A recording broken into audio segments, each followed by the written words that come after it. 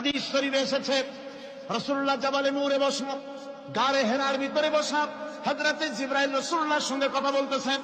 একটু পরে হযরতে জিবরাইল বলেন, ইয়া রাসূলুল্লাহ, আমি আর এখানে বসবো না, আমি এখন চলছি।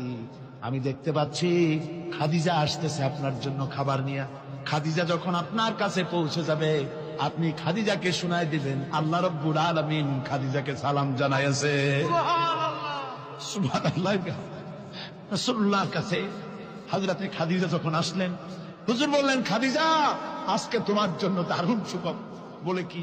বলে আল্লাহ পাক জিবরাইল কেমন উঠে গেল আমার কাছ থেকে। জিবরাইল বলে গেল, আল্লাহ তোমাকে সালাম বলেছে।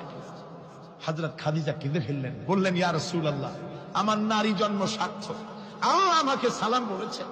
এর জবাব কেমনে দিতে হয় হুজুর আমি তো জানি না, আপনি আমার পক্ষ থেকে আল্লাহর সালাম কিভাবে দেওয়া লাগে আপনি দিয়ে দিন, আমি তো বুঝি না কেমনে আল্লাহর সালামের জবাব দেব। হুজুর বললেন, খাদিজা, শুধু আল্লাহ নয়, জিবরাইলও তোমাকে সালাম বলে গেছে।